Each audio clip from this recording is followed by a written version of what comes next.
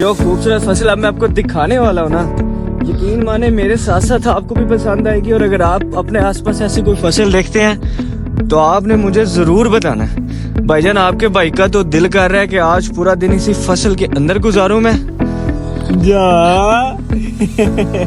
जब आप हिम्मत हार जाते हैं तभी असल में आपने हिम्मत नहीं हारनी होती, क्योंकि कामयाबी आपकी करीब होती है। ये जो फलियां हैं वो इस कीकर के ऊपर उगती हैं और ये फलियां बचपन में हम लोग इनको खाया करते थे। आपके चेहरे पे दाने या जिस्म पे दाने जो होते हैं वो खत्म हो जाते हैं। और ना लड़ो, कुत्ता जा रहा है उसके आगे आगे, और ये पीछे खोती रेडी और उसके ऊपर फैमिली बैठी हुई है। ये जा रहा है जी ट्रैक्टर, जिसकी ट्राली उससे हो गई है नाराज और कहती भाई तू कल ही जा, मैं तेरे नहीं जा।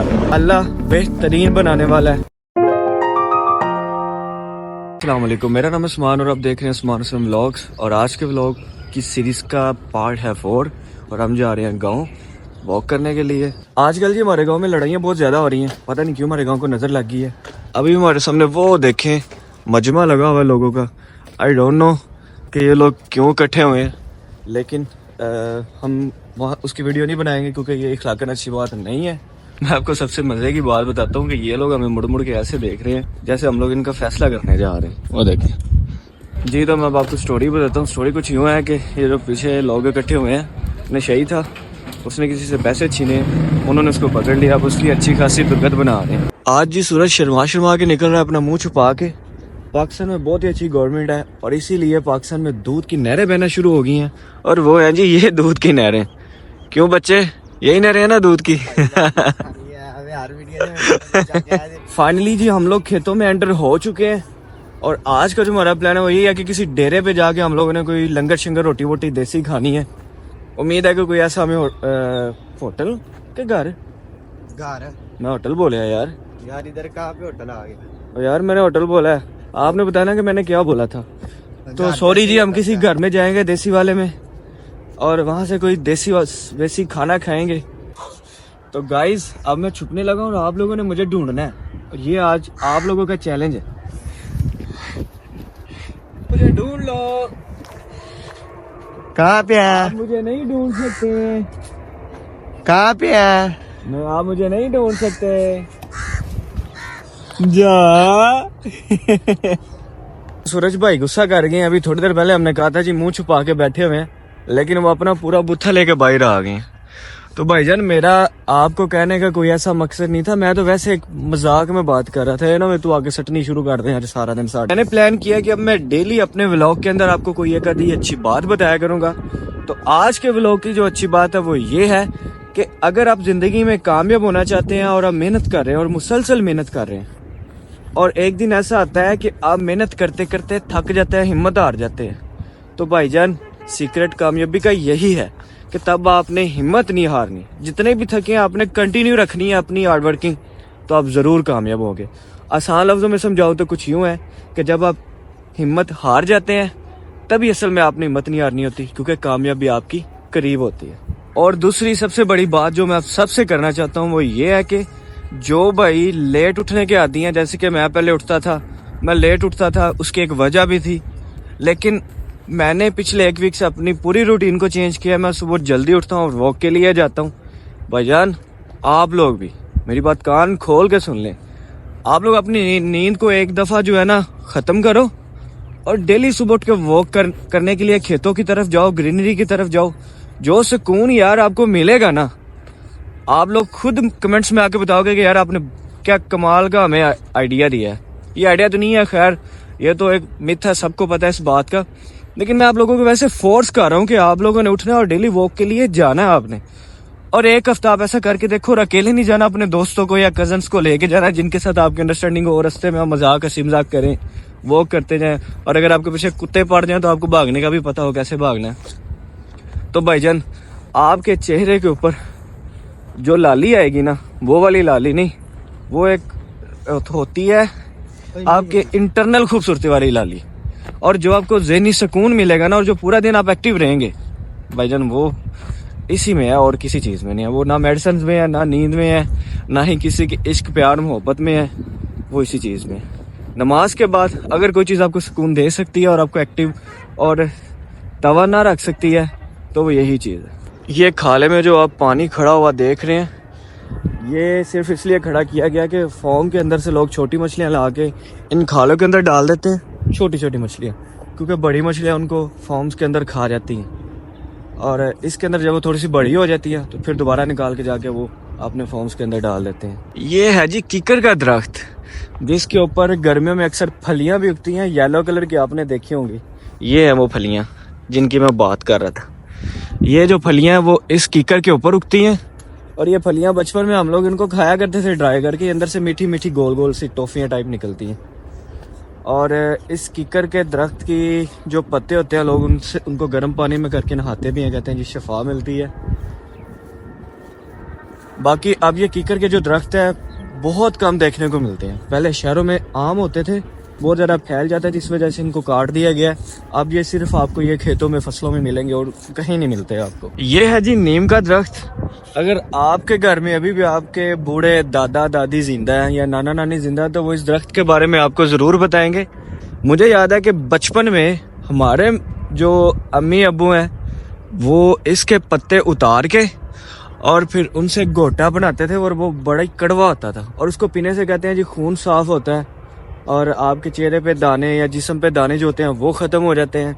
यानी मेडिकली इसके पत्तों को यूज़ किया जाता है। बाकी रही इसकी छाँव की बात, वो बड़ी ही खूबसूरत होती है, और बाहर के मौसम में इसके ऊपर सफ़ेद छोटे छोटे फूल उगते हैं। उनकी जो खुशबू और उनकी जो महक होती है भाईजान, औसम।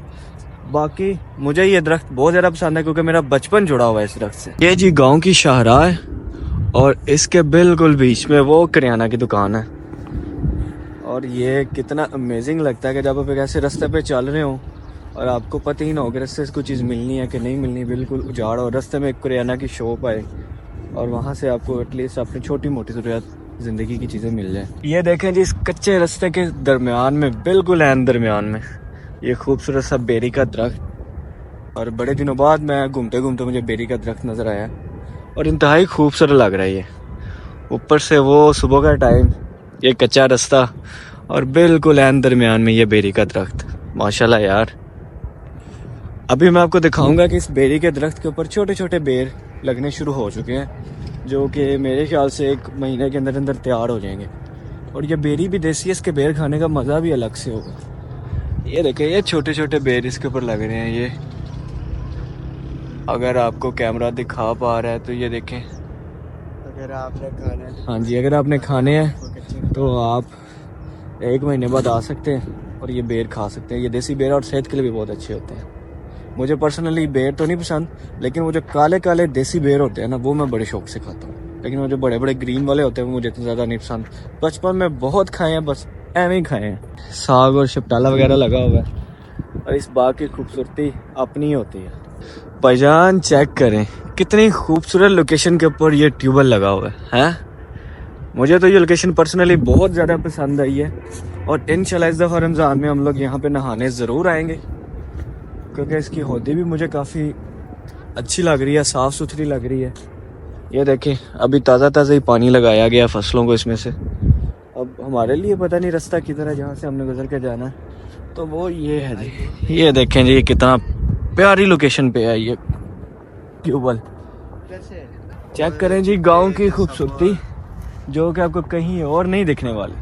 आए हाय हाय, जो खूबसूरत फसल अब मैं आपको दिखाने वाला हूँ ना, यकीन माने मेरे साथ साथ आपको भी पसंद आएगी। और अगर आप अपने आसपास ऐसी कोई फसल देखते हैं तो आपने मुझे ज़रूर बताना है। भाईजान, आपके भाई का तो दिल कर रहा है कि आज पूरा दिन इसी फसल के अंदर गुजारूं, मैं घर से खाना शाना मंगवा लूं, अपना दस्तरखान लगवाऊं उस फसल के अंदर, और यहाँ पे मैं आज अपना पूरा दिन गुजारूं। क्या ही खूबसूरती है इस कुदरत के अंदर यार। अल्लाह ने इस मिट्टी के अंदर से कितने खूबसूरत रंग निकाले हुए हैं। हमें भी अल्लाह ने इसी मिट्टी से बनाया, और इन पौधों को भी अल्लाह ने इसी मिट्टी से बनाया। अल्लाह बेहतरीन बनाने वाला है और उसका कोई मुकाबला नहीं है। और मुझे फ़ख्र है कि हम लोग मुसलमान हैं, और हम लोग अल्लाह करे कि हम लोग 5 वक्त के नमाजी बन जाएं और तमाम सुन्नतों पे अमल करने वाले बन जाएं, ताकि हमारी आखिरत भी संवर जाए और हमें देखने वाले या हमें फॉलो करने वाले जो हमसे मुतासर हो वो एक अच्छी चीज़ हमसे लें, ना कि बुरी चीज़ें हमसे लें। तो अब हम जा रहे हैं जी आगे। आपके लिए खूबसूरत वीडियो बनाते बनाते आपके भाई के शूज पानी से भर चुके हैं। जनवरी का महीना है, ठंडी हवाएं चल रही हैं और सर्दी भी है।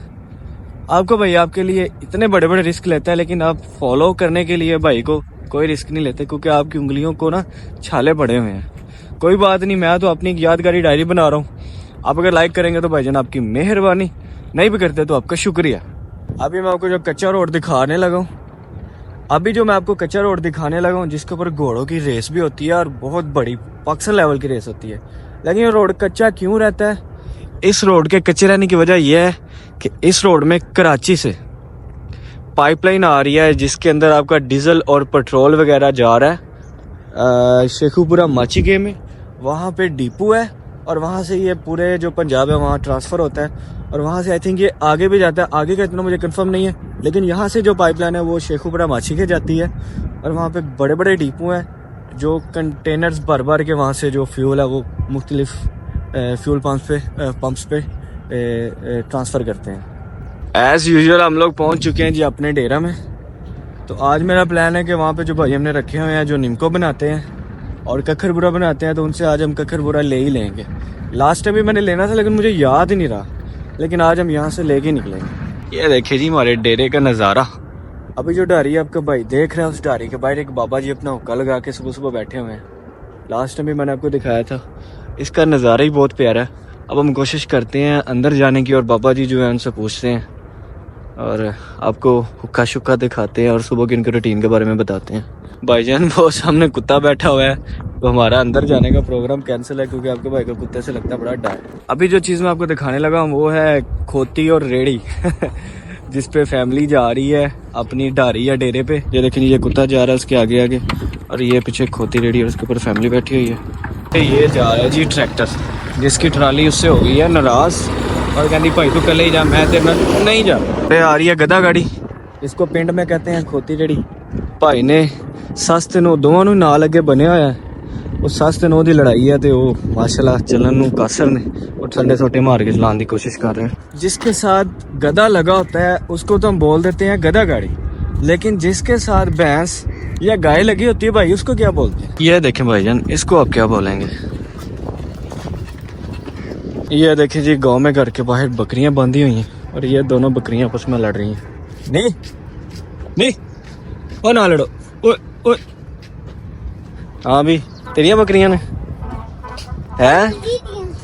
तो आज का व्लॉग करते हैं हम यहाँ पे एंड, क्योंकि आज हम लोग ज़्यादा आगे नहीं जा पाए क्योंकि हमारे शूज़ भी काफ़ी गीले हो गए थे और हमें काफ़ी ठंड लग रही है। तो इंशाल्लाह अगले व्लॉग में हम आगे जाने की पूरी कोशिश करेंगे, क्योंकि तब हमें छुट्टी भी होगी तो हमारे पास खुला टाइम भी होगा, तो हम आपको सारा कुछ डिटेल में दिखाएंगे, जैसे पिछले व्लॉग में हमने आपको डिटेल में दिखाया था। तो मिलते हैं अगले व्लॉग में, तब तक के लिए अल्लाह हाफिज़।